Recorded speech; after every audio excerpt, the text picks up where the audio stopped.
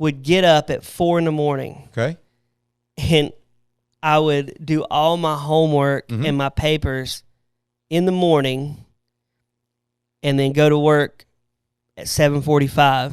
I'd work 3.5 hours, go to work at 7:45, come home at 5:30 or almost 6 and spend time with my family. That way I didn't have to come home and get on the computer and do my work. That's awesome. With them sitting there and watching Daddy would come in the room and watch TV with them. Right. So you prioritized your family even while you're going to school. Yeah, That's but awesome. it was a gruel. It was a grind. I mean, I was exhausted because I was taking a full course load. Wow. Because I said I can do this in 2 years. Full-time employee.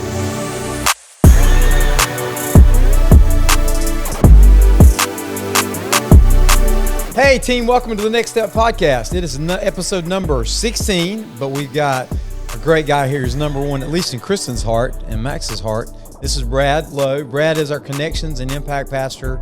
And one of the things that we want to get accomplished in this is so you get to know people and their stories behind the scenes so that you can grow closer to them as you're taking your next step in your journey with Christ. So Brad, welcome to the Next Step Podcast. Thank you for having me. Coincidentally, 16 is my favorite number. Oh, is it really? No, it's not. It's not my favorite number. You just made that up. I just made that up right now. Joe Montana, right? Yeah, Joe Montana, but not my favorite number. Not Hannah Montana, but Joe Montana. Joe Montana. All right, so Brad, you've got a really interesting story and a really interesting life. So kind of tell us about Brad and kind of what it was like growing up and the things, you had lots of challenges you had to wade through and go through. Yeah, interesting. I guess I grew up. You know, I was young, and I was young. Imagine that. I was young as a child. Yeah, I grew up in a house, and that's another thing, in a house. But my mom, she got ALS, and which is Lou Gehrig's disease. Contracted that when she was 28 when she got it. Wow. And how old were you? I was probably 3. I think I was 3 when she got it. Wow. But she ended up, going downhill. And I like to tell people God gave me some memories as a young child because, a lot of kids don't remember when they were 4.5, 5 years old. I can remember a few things about my mom. And, I remember seeing her walk and then go to a cane and then go to a walker and then go to a wheelchair. And she called me her little nurse, her little doctor. Wow. Because I would, rub lotion on her. Because, that disease takes your mobility. Mm-hmm. It leaves your brain intact, but it takes your mobility where you can't move. So I would help her do things. Even as a child, I would lay on her lap and rub lotion on her arms because she couldn't do that physically. Wow. And how old were you when that was happening? 5 years old? 4. 4 or 5 years I wasn't old? 5. She died before I turned 5. So then at 29, she ended up passing away. Man, I am so sorry. She went in to get a tracheotomy and didn't make it. What was your mom's name? Hope. So when you get to heaven, will you introduce me to your mom? I will. She did good. She brought you into the world. Yeah. And Max knows his Nana Hope, and we talk about her at home. We never try to tell him it. We don't pretend like she's not around. Right. When he's bad, I'll say when I think he's lying, I'll say, "Promise on Nana Hope's grave." That's our move at our house. Promise on Nana Hope's grave, and he'll go, "I promise on her." He won't say it, and I'll say, "You're lying." Yeah, okay. That's my way to bust him. I don't know why that works, but it does work at our house. Okay.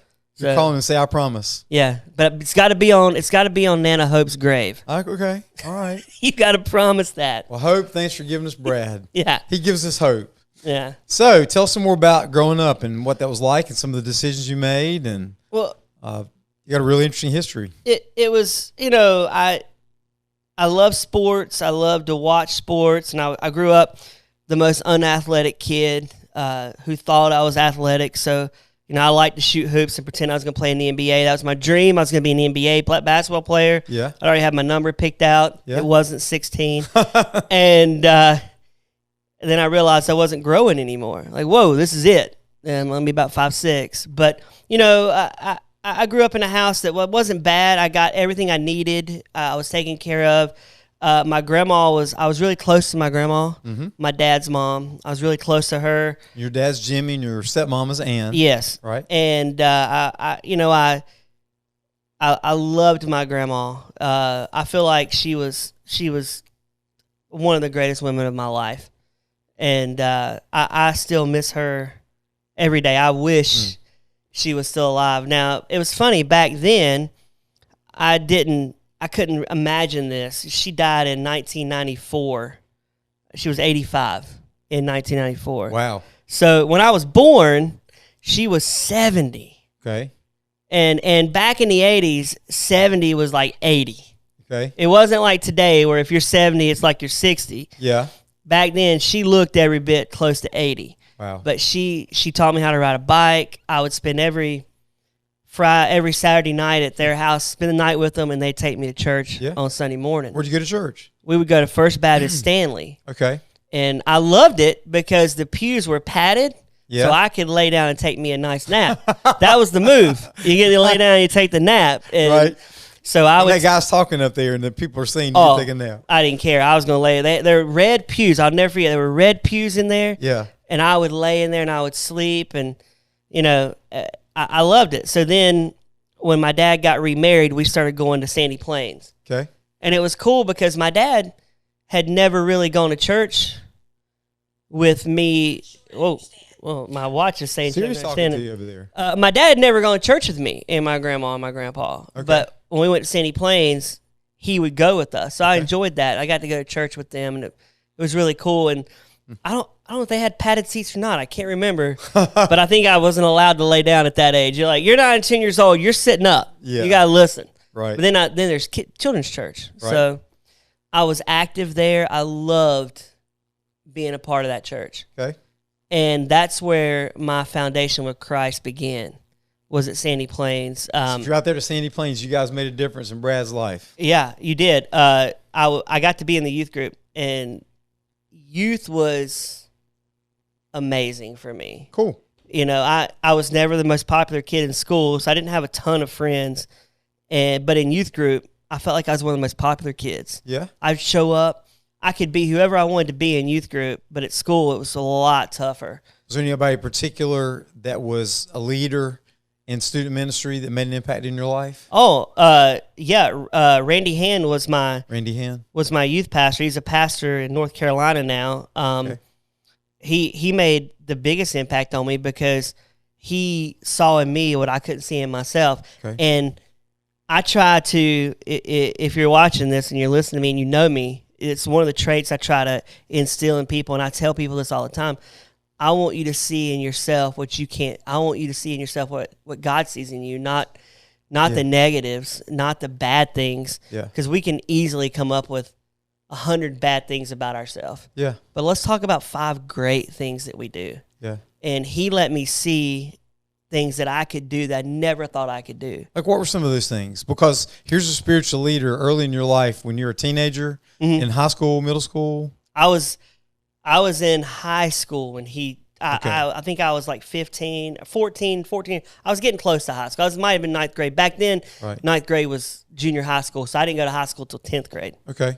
So what are some of those things that he affirmed in you? So he basically, he's moving away a lot of dirt to find the diamonds in Brad. What are some of those diamonds that he noticed? Here's what he did that you probably can relate to with me. He said, "You're very creative. I want you to come up with." Back then, we had skits in youth group. Okay. You know, skits. Like, Yeah, the skit thing. I don't know if they do. Do they do skits anymore? I don't know. We have I to don't know. talk to Justin about that and ask him. Do they do? But anyway, he gave me what he said. Whatever you want to do skit wise, you create it. You come in and do it. You get the players that you want to be in it. So I would come up with Script writer, producer, director. Oh my gosh, I would be in school thinking about funny things we could do on stage, which is kind of like what I do now. Yeah. I think about funny things we can do, but it was in a 14 to 15-year-old's brain. Yeah. But it still never stopped. I think that's really where it birthed my brain of being able to go, let's think outside here and let's look at there. And I would come up with the crazy. I had a talk show. I would do a talk show version where I'd interview people. Some things I probably can't even say on here that we did because I don't want to get us canceled. I mean, they're not bad, but in today's world, this was early 90s, we could never do some of the stuff that I did. Yeah. I'll tell you off air. No. Me Too stuff and those kind of things. Well, it wasn't Me Too. It wasn't Please don't think that. It wasn't. Okay. It was nothing bad. Okay. It's just stuff that On I the edge. think would make people go, "Wow, I don't think that we can do that." Yeah. But back then, it was like, "Ha ha ha, it's funny." Okay. But yeah, I got to use my creative brain, and I got to see more in myself what God sees in me. Mm-hmm. And I accepted Christ at the youth service we did on a Tuesday night, and it was fun. Randy really poured into me. He would spend time with me, and he would cultivate in me what God wanted from me. And I really, and then he left. Okay. He left my junior year, and I was really sad about that. Yeah. And I'm sure a lot of people watching can relate to that as a Sure, kid. that's pretty normal with youth ministers. Yeah, if Justin pieced out tomorrow, there'd be a lot of kids that would be just Absolutely. broken. So one of the things that we really are grateful for our church's longevity of our staff, and Justin and Bethany had a real long-term commitment to us and make that kind of impact. So there are people that he's impacting now that were people like Randy for you. You were one of those. 100%, right? yeah. That's awesome. He is. And so what was the thing that flipped your switch? What made you on that Tuesday night say, I'm giving my life to Christ? What did it feel like? What was that conversion like? oh, it was amazing. I had gotten baptized years before. My stepsister had walked down the aisle, so I followed her because I thought I can knock this I'm out. gonna do that too. I just knocked this out. So I'm not by myself. I'm done. And I did it. But then this was real, though, because I had to walk down that aisle in front of people I knew. Right.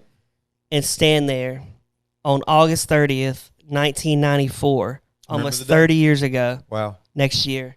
Walk down that aisle and stand there and go, I love Jesus, and I want to be with Jesus when I die. That's awesome.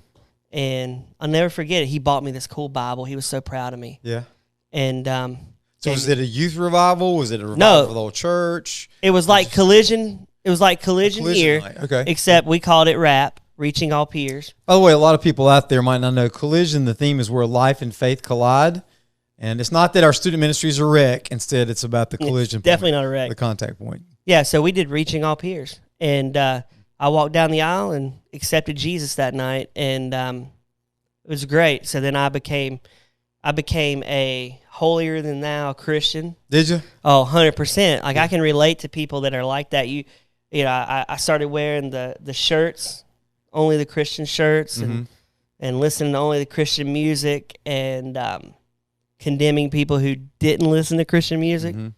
And it was funny. My dad would joke with me. He'd say, "You're like one of those people that quit smoking for like a day and you fuss at smokers." Yeah. And saying, "I can't believe you smoke." And they're like, "Well, you just quit like 20 hours ago, Brad." Yeah.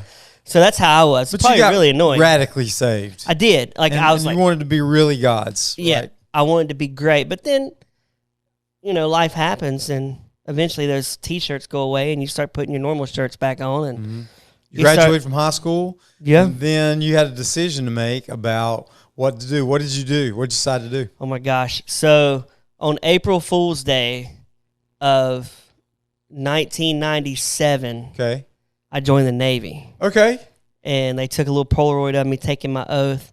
And I thought, man, I'm going to be excited. I'm going to make this happen. Yeah.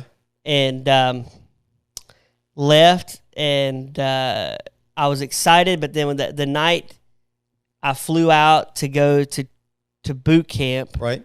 I remember the night before I was laying in my hotel room, scared to death. Okay. Because, like, what have I got myself into? I remember crying in the bed by myself. Wow. And next day, I get on that bus. I'm like, I can do this. I can do this.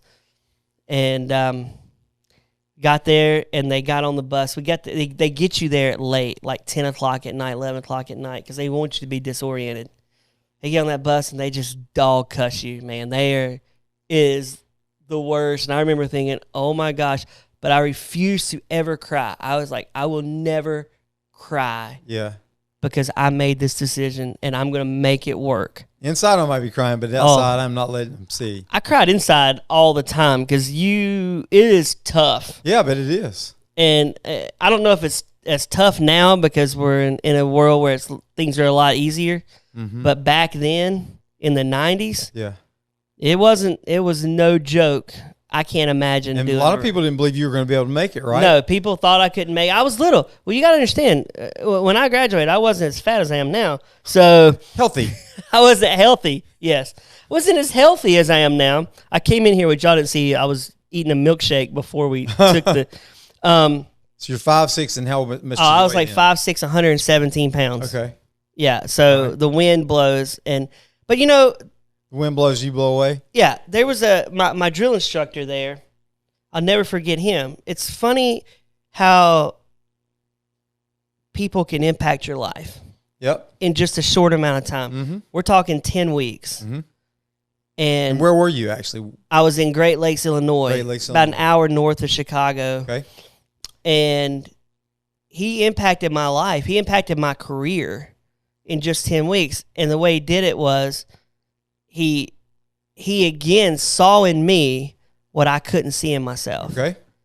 And I remember we were in line to eat, and he comes over. And you never want them coming over to you. That's the rule. Like, if they Right. come over to you, you're dead. Yeah. I'm thinking, oh, my gosh, I'm What'd dead. I I'm do? dead. I'm dead. He's coming over. And he comes over, and he goes, "Low." And I said, what? He goes, "Did you iron your shirt with a brick?" And I thought, oh, my gosh, I'm going to get humiliated right here in front of everybody. And I looked at him, and you got two choices. You can say, yeah, I used a brick, which I didn't. Or you can tell him the truth and say, I don't know how to iron, because I had never ironed. Yeah. And I said, no, I don't know how to iron. And I thought, oh, he's gonna brutalize me out here. Yeah. And he looked at me, and he had a choice. He could drop me and make me do push-ups and dog cuss me, or he could teach me. Yeah. And he said, when we get back, come by my office, and I'll teach you how to iron. Wow. And What's his name? uh, Remember? I think it was Chief Williams. Chief Williams. I might be. Chief Williams. You're still 20 alive out there. He ironed his shirt today. Yeah. You see? 26 years is a long time of that. But he taught me how to iron. And my wife would joke. That's really interesting. I never would have thought that somebody would have done that. Me either. Instead And they I would make think fun about of him you. when I iron. And I'm notorious for ironing at our house. Like, Okay. I iron clothes all the time. If I want to go out, I'm going to iron my shirt. Yeah. But I ball them up when I fold them. I don't care, because I'm Okay. like, I'm just going to iron them. Yeah. Doesn't matter. But I think about what he taught me there. And he never punished me ever the whole time. Anytime I did anything wrong, he would teach me Wow. how to do it right. And he punished guys. Like, I saw him and maybe it's because I was tiny. He felt sorry for me. I was quiet. I didn't talk a lot, because you don't want to talk much there. And but he helped shape my naval career, because I never forgot what he taught me there. Yeah. And I carried it on in what I do. Even to this day, I think about, like I said, when I'm ironing, I think about him, and that's 26 years ago. Right. Taking that time to teach me, and I learned, and I never needed him to tell me again. Wow. Yeah. That is really cool. Yeah. So you go in the Navy, and then what did you do, and where did you serve? Were you all over the world? I served in Meridian, Mississippi for a little while, and that was boring. Yeah. Hot too. Hot and boring, and it was funny. I was just joking with my dad about it a couple months ago. I flew everywhere, but I decided, because I wanted to be cheap, I was going to show up at the command in Mississippi. I was going to ride a train. Okay. So I remember he dropped me off at the Amtrak at like 4 a.m. Okay. I was excited. This was back before iPhone days, so I had a magazine to read and my Walkman. It was the longest ride to Meridian, Mississippi. I think it was 15 hours. Wow. It was at least 15 hours. I will never ride a train again. I just don't have the patience. And I kept saying to myself, why didn't I fly? Yeah. Because you only read the magazine for so long. I read it cover to cover probably twice on the trip. It was that long. But yeah, rode there in Meridian, Mississippi, stayed there for a few months, got stationed in San Diego. Okay. Loved it out there. Mm-hmm. It was a great opportunity to see the world. You know, went to Australia, Singapore, Thailand, Middle East, Dubai, got to see all these cool places. That's so awesome. I wouldn't trade my naval days for anything. Yeah. So you're in the Navy for how long? 4 years. Okay, and then you get out and you're 24, 25, 22? No, 22. 22. Okay, A young 22. All right, and then what did you do? Well, I moved home with my parents. I actually had a girlfriend out there in San Diego. Some of you, it was funny. My wife, so I was dating my insurance agent. Okay. Which could be a power move at the time because I don't know. I wasn't saving any money, but she wanted me to stay out in California. I'm like, nah, I'm going to move home. And so we kind of broke up. And then she was going to fly here and see me, but then 9/11 happened, and she never came. But I moved home, got a job at FedEx, I think. Okay. Yeah, I was working at FedEx, going to school. I was going to be a history teacher. Okay. I've Did you always go to Central Piedmont or to Gaston? I went to Gaston, and then I was actually going to transfer to UNC Charlotte. Okay. And I was going to be a history teacher, and then got a job at the post office. Okay. And that changed my whole course because I'm like, you know what? I don't have to be a history teacher. I can just deliver mail for the rest of my life. Okay. So, started delivering mail in 2005. And continued to do that. Left school, didn't finish school, and just loved carrying mail. Loved being outside. Loved the chance to walk around and interact with people. Even though I was not that much of a people person at that point in my life. You definitely are now.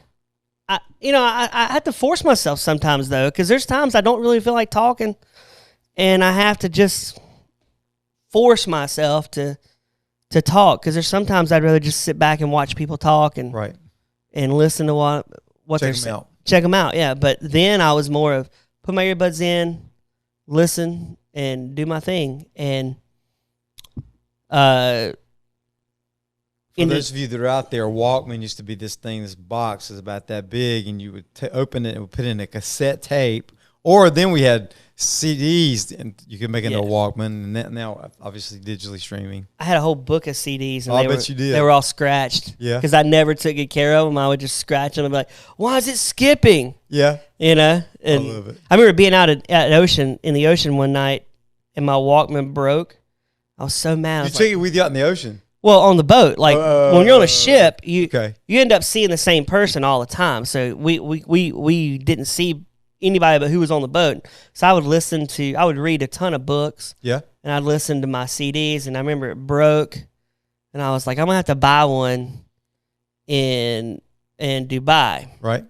But until we get there, this ain't gonna work. So I just flung it over the boat. It was like, that was my garbage heap. I would just throw it. All the people listening that think. Oh yeah, all the environmentalists. You would litter, you know. He's a lot more mature now. Yeah. He's not littering the sea. I threw those plastic things that hold cans. Yeah.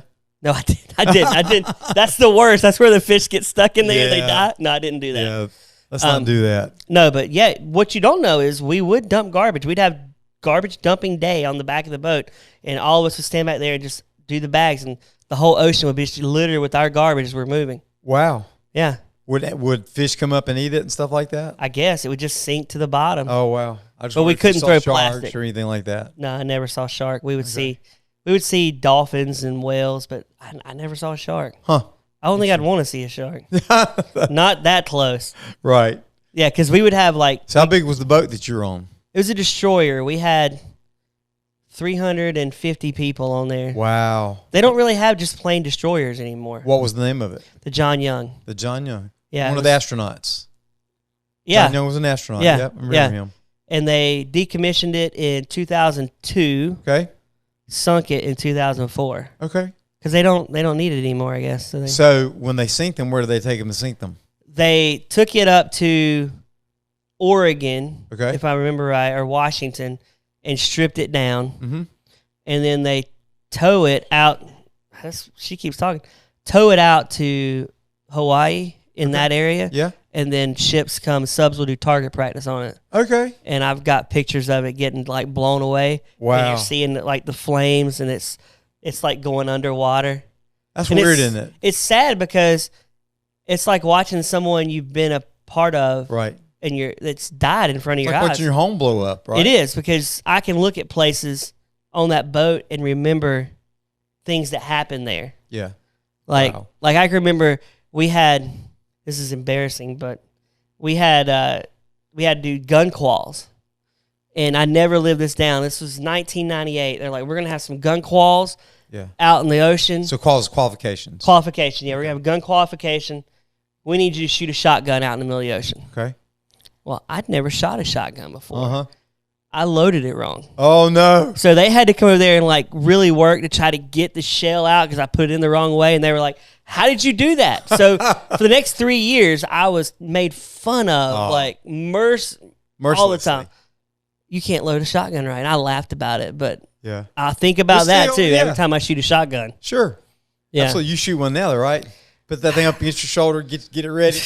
I don't know. That big kick. I've never been a shotgun shooter. I'm just not the. Yeah. I don't pack heat. You're more of a clue kind of guy, right? Yeah.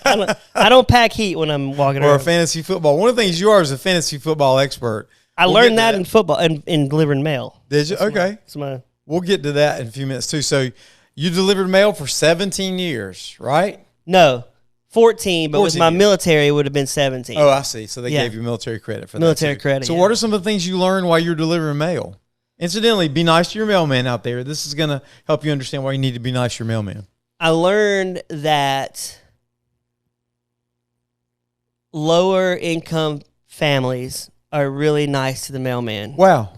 And higher income families treat the mailman like their servant. Really? Yes. Wow. So I had so many more. You know why?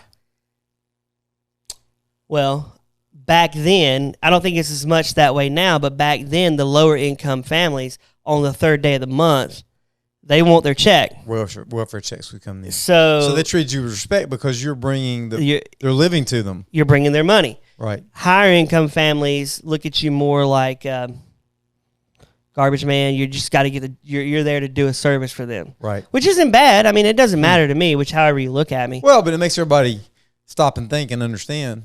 You know, postmen have feelings too. Yeah. And I had one guy one time. I'll never forget. I was eating at Saki, and this older gentleman walks up and he throws his letter in my food and says, "Mail this." No kidding. No, I'm not exaggerating. You listeners, I promise you I'm telling the truth. And he walked out, and I looked at that letter, and I thought, one, mail is extremely gross. Right.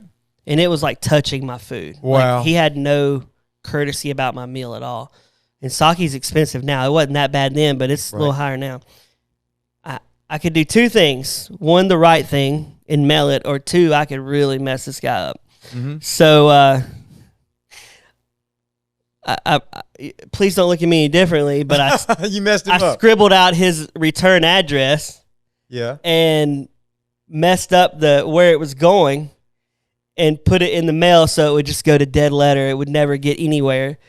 And in my brain, I'm like, this guy, he threw mail in my food. Like, what is he thinking? Yeah. It was weird. Yeah. I probably wouldn't do that today. Yeah. But back then, I was We'll edit this out so the U.S. Postal Service won't dock you for not mailing that letter. Oh, my gosh, yeah. Please don't dock me. But, that was just rude. But it's interesting, though. It is. People are keyed differently. I would never do that. Right. What are some other lessons you learned from being a postman? To persevere. You know, there's days where it was 105 degrees and then the truck has no air, so the truck's like 120. So if you're seeing your mailman out in July and August, right, give them a Gatorade. Give them a water or something because they are hot in there. It is hot. Will they accept it from you? Because the guy we used to have, I tried to give him water. It was hot. He would not take it. Oh, I would have took it. I had customers want to give me food all the time. Yeah. And if you know me very well, you know I don't like eating food from people that I don't know what their kitchen looks like. Yeah. You're always expecting the kitchen inspection things with restaurants you go to? Oh, well, no. See what their score I trust them. I just don't know if you've got, like, you're smoking over the food. You've got 10 cats on your counter. Yeah. And so I'd always say, thank you so much for your food, and then I would go trash it when they weren't around. Okay. But so if you're out there watching, thanks for the thought anyway. yeah, thanks for the thought, but you don't have to make me anything. Okay. But they did. Customers were sweet. They would take care of you. But it's hot, and you got to persevere through that. Yeah. And, it led me to grow in Christ because that became my mission field. Mm-hmm. And so I got married Kristen. Yeah, so tell us how that happened. How did you meet? Met her on eHarmony. Okay, so eHarmony works if you're honest about the questions, right? I was honest. I was like, you know what? I think I really want to meet a good girl. And she was the prettiest one that I had a match with, because the way eHarmony works is you can't contact them. Yeah. You just seen the picture, and then eHarmony will send you questions to answer on her behalf, and blah, blah, blah. So we did that. So it took us almost 2 weeks before we actually got and exchanged numbers. Okay.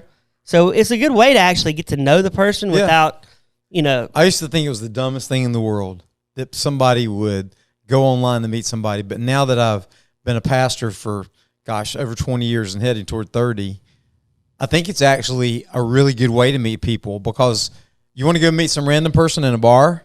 You want to go meet some random person at some kind of social event, and you hope you match up. But if you actually go in and you take the initiative to answer those questions honestly, and they do as well, then you really understand what that kind of person is, what you're getting into, right? Yes. I think eHarmony is a better version. It's better than Tinder or any of those, because back then they didn't have those sites. Right. But I hear all the time from young adults when we're in group or we're talking that it's so hard in the dating field now because they can just swipe to the next person. It's like you're always wanting one step better than what you got. Right. I'm grateful Kristen wasn't like that, and she actually gave me a shot. Yeah. And so how long did you date before you got married? I remember this time, by the way. 10 months. We were here. I think we dated 10 months. 2008? 9. Yeah, okay. We met July 3rd, 2009. Right. And we got married on June 19th, 2010. So we weren't even together a year. Okay. But when you know, you know. Yeah. And it was perfect. She was perfect for me. She puts up with me. And, You've got some really cool things that you've done together as well, too. So as you've been married, you've kind of grown in your spiritual journey as well, too. So tell us about some of those steps that you've taken. I know that when you jumped in, you were first kind of just stuck your toe in the water. You were in a small group with me and Ronnie Hallman, Becky Hallman, one or two other people, and then you just started getting more and more mature and taking steps. So what are some of those steps that helped you to really ultimately follow your calling as far as God's call for your life? I think the biggest step for us, and I would tell this to any married couple watching, the biggest step is praying with your spouse. Okay. If you can't pray with the woman you love or the man you love, it's going to be so hard to grow in Christ with that person, because you got to be vulnerable. You have to be honest. And I had to get to a point where I could do that. I wasn't ready for that when we first got married, and it took time. And Kristen's was way more open than I was. I was more closed off.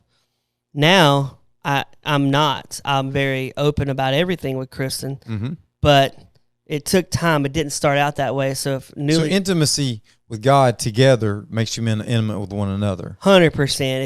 If you can't be intimate with God, it's so much harder to be intimate with your wife or your husband. Mm-hmm. And when we got married, I wasn't the man of our house. Kristen was basically the spiritual leader. I was a man, but I wasn't spiritually leading. Mm-hmm. She was spiritually leading. And then once I started spiritually leading, and what did that mean? Did you start dragging around the house by her hair? Oh, gosh, no. No. When we say spiritual leading. Yeah, spiritual leading. She wanted me to take initiative. She wanted me to say... Good. I'm glad you're not misogynistic or abusive. No, please don't take that. A lot of people out there believe when a man is taking the lead, that's a bad thing. No, and let me clarify that. I'm glad you brought that up. It's not me doing anything to show Kristen I'm a dude. It's more of she wanted me to be like, you know what, let's pray about that right now. Mm-hmm. Let's pray about this. Mm-hmm.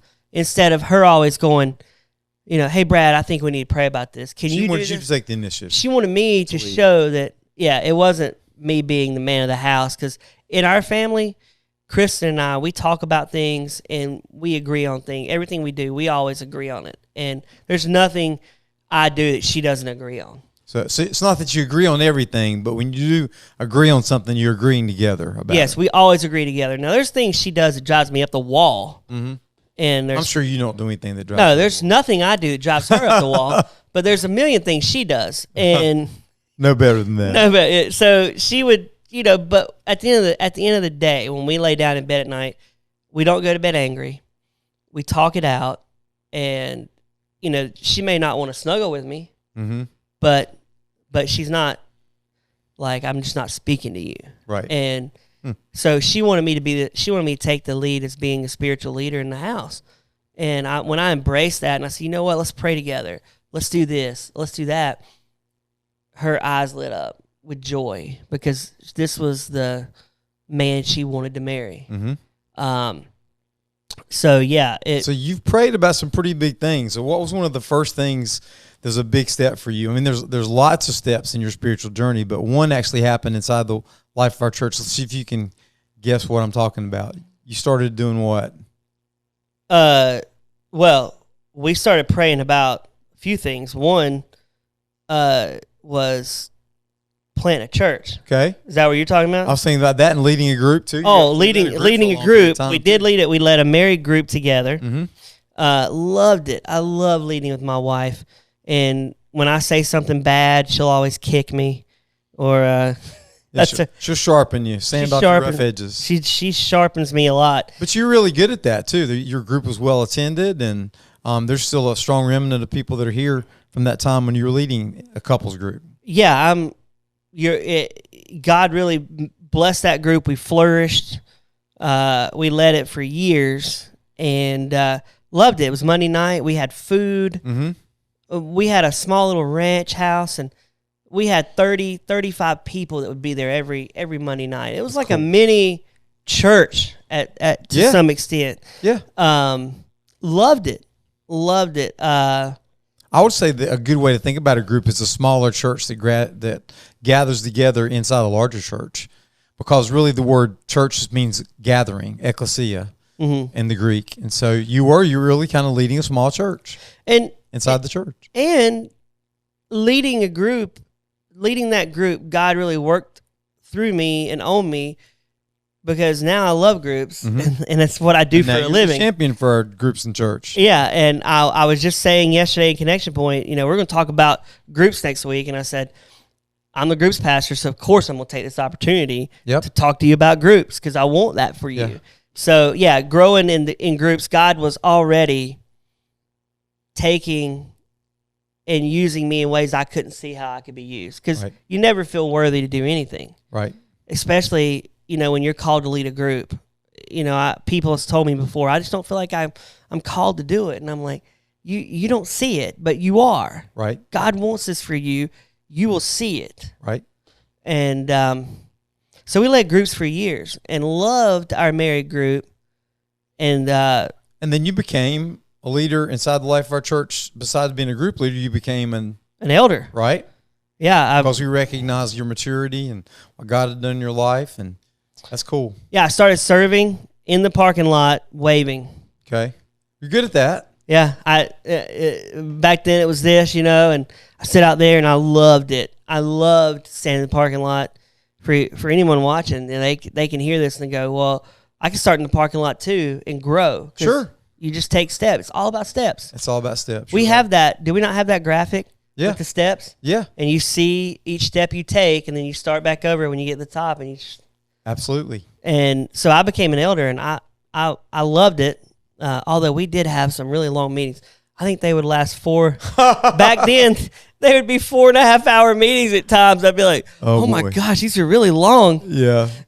I'd come home the next morning. I don't know if they're ever that long, but I know at least we have 2 hour meetings sometimes. Oh, Kristen would say, where you been? What did y'all do? Why'd you didn't come home last night? I'm like, elder meeting. We were there all night. Wow. I'm kidding. But then something happened out of that experience. You served as an elder for a while, and I remember one day you came to me with one of your friends named Trent, and you said, hey, I want to help Trent start a church, right? Remember that? Yeah, I remember this phone call clear as a bell. Trent and I were on the phone talking, and we talk every day. I mean, we still talk 3 or 4 times a week. I was actually talking to him before I walked in here today. Cool. And he was like, God wants more from me, I know. And I said, you know what? I feel like we should go plant a church. Yeah. And he said, I think we should. And I was like, whoa, he really wants to do this. So he quit his job. Yeah. Went all in. And I followed him. I didn't quit my job. And I remember the day you came and said, okay, Trent wants to start a church.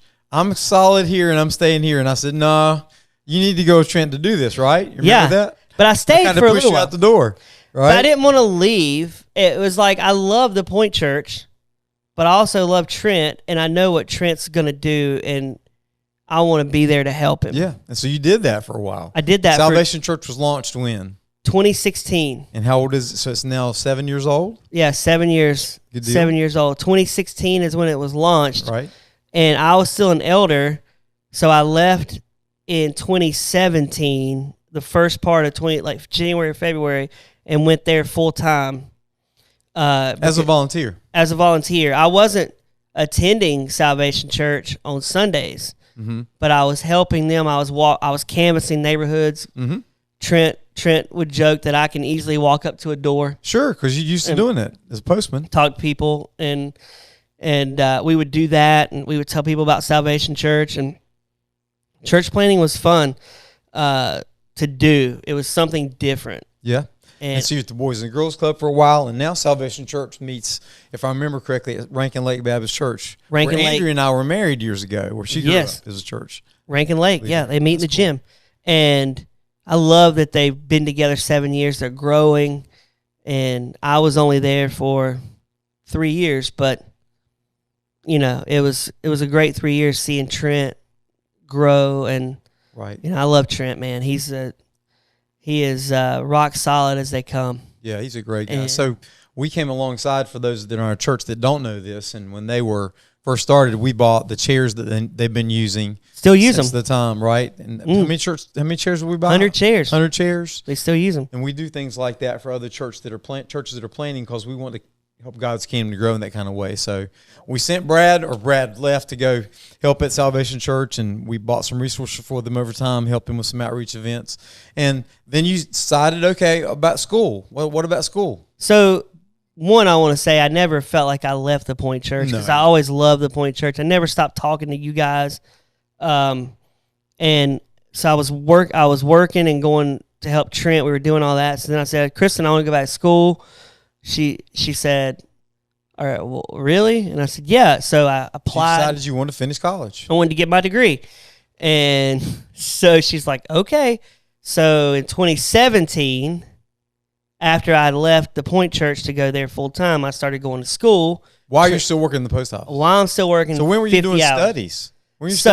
Here's when I would do my studies, because I love my family and I did not want them to sacrifice. I would get up at 4 a.m. Okay. And I would do all my homework and my papers in the morning, and then go to work at 7:45. I'd work 3.5 hours, go to work at 7:45, come home at 5:30 or almost 6, and spend time with my family. That way I didn't have to come home and get on the computer and do my work. That's awesome. With them sitting there and wishing Daddy would come in the room and watch TV with them. Right. So you prioritized your family even while you're going to school. Yeah, but it was a gruel. It was a grind. I mean, I was exhausted because I was taking a full course load. Wow. Because I said I can do this in 2 years. Full-time employee. And you're full-time, or at least half-time, helping with Salvation Church, right? Yeah. I was helping them a lot, still do things, and school, and being a dad to Max, and being a husband to Kristen. And it was grueling. But when I graduated, I did it in 2 years. Yeah. And got it. And I was never happy. So this is 2019 we're talking about now, right? 2018, I knew I had one more semester. I had close to a semester and a half left. Yeah. That's when God was like, I think you need to leave the post office. Okay. And I heard it. I started hearing it in 2018, like not hearing God say it, of course, but I started feeling it in my heart, like. And I remember telling Kristen, "Hey, you're calling. If I'm still delivering mail at 50, I've ignored God." I said that to her. I said, "I have told God no." Plain and simple. And I remember I came home one day, and I said, "I think I'm going to go into full-time ministry. I'm going to leave the post office." Yeah. And my wife was like, "Okay." There wasn't like, "Are you crazy? Not doing that. You're stupid." Like, because if you're a mailman listening to this, nobody leaves the post office. Like, I never saw anybody quit. Like, nobody quits the post office. Wow. You can't get fired there. You know, I could come in and set the place on fire, and I'd still keep a job. But you never did. No, I never did. No, never did. I was actually a great worker. I bet you were. Because you are now. Yeah, well, I tried, and I told Kristen, this is what I got to do. So, hardest thing for me was to call Trent and say I'm going to do it. And really, it was the best thing because I called him, and he goes, "Are you crazy?" He said, "I knew you were going to do this." He said, "I would have been sad if you didn't do this." Yeah. Like, he said, "It's okay. I love you. It's going to be, God's going to use you." And he was so excited for me because I worried, oh my gosh, Trent's going to think I'm leaving him because I get to work with my best friend. We get to create cool things to do, and now I'm just leaving him without me. Yeah. And you felt like you're leaving him high and dry, but he was excited. He wanted to push you out. He did. The nest. He said, we're never going to replace you, but there's no other Brad that works with me like you do. But man, I don't want you here. Like, God's got bigger things for you. So I worked on a resume. I called you. Christmas. It 2018 or 19? 2018. Okay. Called you, and I said, "Hey, can I just have you as a resume?" Because I was submitting applications. I was submitting resumes like I was submitting a ton. Yeah. And I was like, "We're going to move." I said, "We're going to move somewhere." Yeah. So I was submitting them all across the country. And then you called me, or Doug called me. And Doug Irvin used to be on our staff. Doug Irvin. And I was an elder when we hired Doug. So I knew Doug. I didn't get to stay with him very long, though, because I was gone right after he came on board. I left. Right. And he wanted to meet with me to help coach me through some ways to handle jobs. So I would meet with Doug periodically, and Doug loves to do some coaching. Yeah. He still does it today. He does. That's right. He just enjoys coaching people, and he was coaching me. And next thing you know, he said, "Well, Brad, what if we could bring you on as an intern for 20 hours a week?" And I was so conflicted. I went home, and I told Kristen, I said, "I want to do that, but I don't think I can. I don't think that I have the energy. I feel like I wouldn't be giving you what you want." Because I was still in school. I was still being a husband, and I was still, busy. And now to add 20 more hours, I didn't. And I remember coming back to Doug. I think it was you, and you were there. And you said, "Well, what if you went back to one class a semester?" And I remember leaving there going, I don't want to do that because I've set a goal in my brain. I want to be finished. I want to be finished. I want to be able to look at you and go, I have my degree. Like, I can do this. I have my degree. And I'll never forget, like, we met, me, you, and Doug at Starbucks. And you were like, "You know what? And if this is not the right story, correct me on this." You probably remember better than I do. I remember because it changed my life, because it changed everything. You said, "We want to go ahead and just bring you on full-time." And you quoted Mike. You said Mike was saying we need to just do it. We need to bite the bullet now because we're not going to we're both going to lose if we're trying to use him part-time. Mm-hmm. And you were like, maybe it was Mike said I'm a bull in a china shop. I don't know, but I remember that too because I was like, "Oh my gosh!" I went home and said, "Chris, am I a bull in a china?" She said, "You very much are a bull in a china shop." I said, "Okay, well." Well, people love you tell you what they think. Right? My wife especially, and so I was like, "Cool, I'll do that full time, man. I'll do it." And so you jump in. When was it in 2019? I started April 1st. April 1st, 2019. Yeah. April 1st, 2019. So Global 6K for Water that year. We're raising money for children in Ethiopia and in Africa. And then 2020 happens right in the middle of everything, right? Oh, my gosh, yes. And that's tough for people like you and I. Absolutely, because we like to be around people. We want to be around people. Yep. And me and you were creating things to do, remember? Yep. We were handing out toilet paper. Yep. We were, hand sanitizer. Any way me and you could come up with to meet people, we would try to do it out there. Absolutely. And then we had the opportunity to do the food processing station for World Vision where we received trailers of food during the pandemic and delivered. And you really took advantage of helping to be a high-impact person there. And we're trying to have some people that have some semblance of groups. And so we had some virtual groups and some things like that, even though we couldn't meet together. At least we didn't think safely at that time, although we really did not meet for only a couple of months. We got back. Felt like 2 years in my brain. It did. It really did. It was interesting. But so now, fast forward to 2023, and tell us kind of what you're doing now and some of the steps that God has helped you take even in recent years and what God's doing in your life right now. Well, I'm still using my brain to try to be creative in things to reach people. Mm-hmm. I love reaching people through coffee, even though I don't drink it.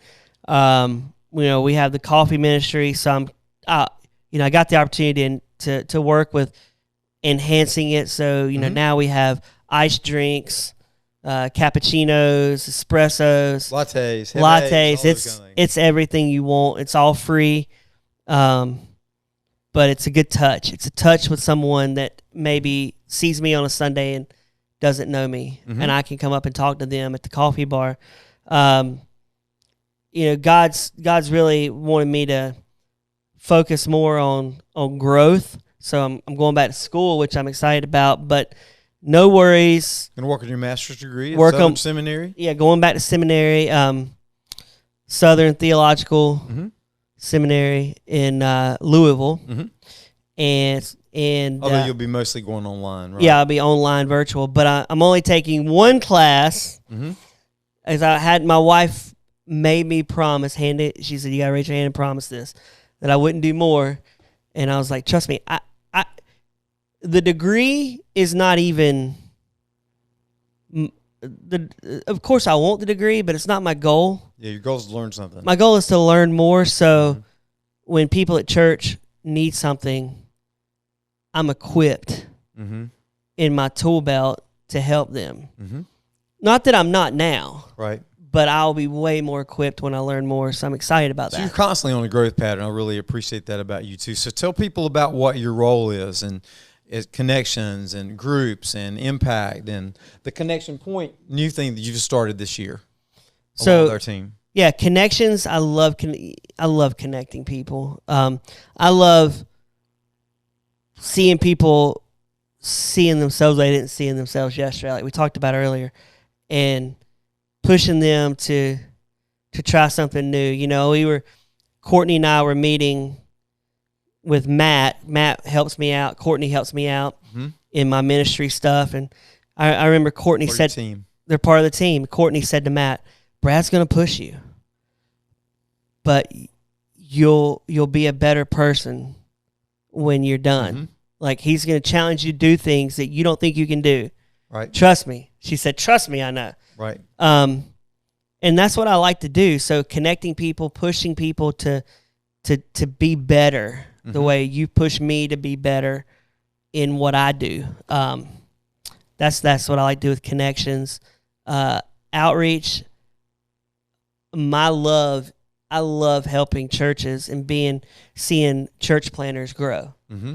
You know, my heart is with church planners, and seeing them, because it's tough. If you've never church planted, you don't. It's like starting a business, kind of. Yeah, a business for God. It is. You can't even. It's so hard to relate.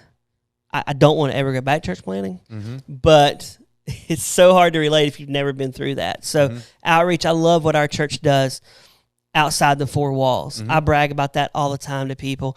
We actually had some Mormons come up to our house yesterday. Yeah. And they were like, "What does your church do?" And I got to tell them all the things we do, and I loved it. The community. In the community, yes. Not just inside the wall. Oh, I didn't talk anything inside. Yeah. I said we help. We're with World Vision. We help. Guatemala. We have Guatemala. I was naming it Nicaragua, Ethiopia. Yeah. I was naming it all, and it felt so good. And they're like, "Wow, that's really cool." I love to brag about that stuff because, just like yesterday, we had a mission team meeting after church that wants to go, and do mission work. So I love that. So when is our next couple of mission trips? When are they coming up for those people that are interested? That's a good question. There's a Nicaraguan and there's a Guatemalan one, right? Yes, I need to get a firm date on that. I don't have those are coming up soon, and we'll those put are coming up. Information on the app for people to know. Yes, but our church helps churches in Portland, in Seattle, in Vancouver, Washington, in Minneapolis, in Boston, Wisconsin. We've helped Texas. Yeah, for people listening, Wisconsin. In the next 20 years, will have they will have more Hispanics. That's their dominant in Wisconsin. Mm-hmm. It's not Caucasian. It's Hispanics will be the dominant race in Wisconsin. Right. The cool new term is Latinx. Latinx, yes. That's right. So yeah, we help church. We've helped pastors there with their, with their citizenship. To make sure they're, legal in America working. We've gone down to Texas, to Rio Grande. I'm planning to go down there. I'm planning to go down there again in October. Okay.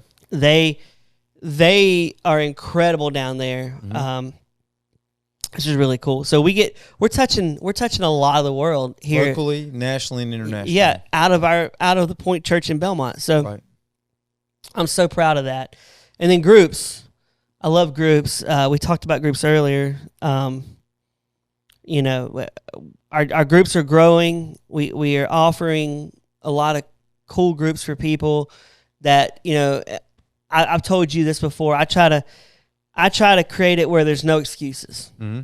Well, I can't do Monday, but we have a men's group on Tuesday. Mm-hmm. I can't do Wednesday. Well, we have a women's group on Thursday. Mm-hmm.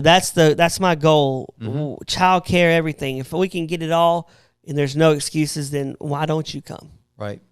So. Well, you've really taken all kinds of steps to make it easy for people to get connected. I'm excited about what God's doing in your life and in Kristen's life. And Kristen has served in various capacities while you're married. She's been at Gaston Christian School for a while as a financial secretary, and now she serves at Venture Church as the financial secretary. And but also, and the last thing I want to talk about today is your interest in helping people that are outside your biological family. So you fostered kids for a little while, and that's a heartbreaking thing. You do it, and you have to release those kids and that kind of stuff. But also something happened in the last year, particularly related to a dream of Kristen's about Sudan. Tell us that story. So Kristen, when we were dating, told me that she said, "I want to go to Sudan and help someone over there because they need it." And I joked about this in my message a couple weeks ago. She said we're going to watch the Lost Boys, and it's a movie about Sudan. Lost Boys of Sudan, and we watched that movie, and it didn't change my heart because I really didn't have a heart for that, and she did. So I would listen to her, and she would say, "One day we're gonna do that," and I'd say, "Okay, whatever. I'm a mailman. I don't know if I'm gonna do that. You can go over there," and. She had to, as the years passed, I think she come to the realization it just may not happen. Mm-hmm. And it's so sad when I think about it, but it was great because she gave it to God. She said, "Here, God, here's my dream. You can have it, and I'm going to stop dreaming about that. Mm-hmm. And when she stopped trying to control it and to say, I'm going to fit that square into that round hole. Mm-hmm. Because God knew, God knows. And the next thing you know, she goes to school and they're like, we've got a Sudanese kid that needs a place to live. And my wife just cried. And she's like, okay, we'll do it. Sudanese kid to come over here to go to school. To go to school and play basketball. Mm-hmm. And so this is an interesting kid. He's like twice your size. He's 6'11". And, oh my gosh, he's so great. And he loves us. Mm-hmm. Or he does a great job faking it. And so for years you thought you were going to go to Sudan, and ultimately Sudan came to you. Yes, for years Kristen thought she would go to Sudan. But you're right, Sudan came to us. And I love that my wife has a passion for that, mm-hmm. because I would not trade Gabby. I would not want Gabby. And Gabby's your student you're hosting your home. Yes, and his brother, he loves us so much he wants his brother to live with us. Okay. So he's working on bringing his brother over here. What's his brother's name? Relpo.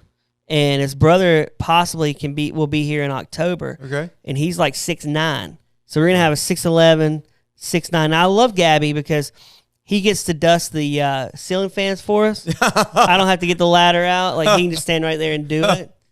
But and he loves to watch scary movies with me. So I finally got somebody in the house that'll watch scary movies with me. All right. So Max and Kristen are not fans. No, they don't watch scary movies. But Gabby will watch them with me, and he'll enjoy them. So yeah, having Gabby in our house has been a game changer, because we fostered and it was a terrible experience. Mm-hmm. And I remember my wife coming outside after we were alone and the girls were gone that we fostered, and she cried and she said, I just want to be a mom to one more kid, and I feel like I'm too old now, and our moments pass us. Yeah. And she waited and waited and waited. And, for me, it was hard because my wife is so awesome. She put aside her dreams so I could have mine. And when she cried, when I saw her dream come true. Well, when I saw her dream crashing, mm-hmm. it was heartbreaking for me, because I felt guilty, because I knew she had put off adopting so I could go to school, so we could church plant. And then when we finally got that chance to foster kids, she was so excited, and it didn't work out. And she cried and said, I think we're just gonna be me, you, and Max. And I said to her, it's not a bad thing. Yeah. I love me, you, and Max. It's been me, you, and Max for years. And when she got a chance to get Gabby, it's like her eyes lit up again. So tell us about that. What was that like? How did that happen? So she works at Gaston Christian School, and she hears about this conversation around this kid that's coming from Africa potentially. Yeah, so she was already 1 foot out the door. She'd already taken the job at Venture Church, so she was already on short timer notice there. Okay. And she goes, Brad, there's a girl from Nigeria that needs a house. And I was like, okay, if that's what you want, we can have it. And we prayed about it. And she called me at work and she said, I just don't think God wants us to have her. Okay. And I was kind of sad, because I thought, you've wanted another kid. We have an opportunity and you don't want her. So, but I love my wife. I trust what she's going to do, and I followed her lead. I said, okay. And next thing you know, that next morning, she said, I'm going to go tell them we're not going to take that young lady. She goes there and tells them, and they said, well, we got a Sudanese kid right now that needs a place. Wow. And Kristen was like, this is amazing. This is what I prayed about my whole life. Right. Is helping a Sudanese child. Yeah. And you're giving me that opportunity. Now he's right there in your back door. Now he's right there every day. And it's fun watching him learn and do things in America that he's never done. Yeah. We're going to take him to the beach in a couple weeks. Cool. That's going to be interesting. So I'm excited about that. Yeah. He's never seen the ocean. Little things like that. Never seen the ocean. No kidding. And it's hard to believe, but yeah, never seen the ocean. So he's excited to go to the beach, and we'll be out there. I'm short, he's tall, Right. but he's a great kid, and Max loves him. Really is. Max and him get along really well. He's got a big brother. He does. In more ways than one. Yeah, Max loves him. Max lays on him more than he does me. Does he? Like Max always like, "Oh, Gabby, I'm gonna miss you," and okay, Dad, you can leave. Whoa, kid. Well, that can only happen if you have the kind of heart that you and Kristen have to be one together, and then also to serve the world together. That makes a big difference. Yeah, it does. But a lot of that's my wife. She's a rock star. That's awesome. So, Kristen, you're the rock star. Brad, anything else you want to tell us before we go today? Connection Point's incredible. People watching, if they want to ever join Connection Point, I would highly recommend it. It's kind of like a small group that meets for 3 Sundays in a row during the worship service. Yeah. For about 30 minutes. 30 minutes. People connected, right? Another way to plug people in and get them going in the right direction. Spiritual gifts. People are preparing to watch this or watching this now. We're probably going to move into one that's in the early part of August, which is the next cycle. So that would be a great time to jump in. Would be. Second week of August. We'll be cranking her up again. Well, thanks, Brad, so much for serving with us and for this time together. And that's it for this edition of the Next Step Podcast. We'll see you next time for edition number 17, so you can learn another story about people taking their next steps, just like we're hoping and praying that you're taking next steps as well, too. Have a great day.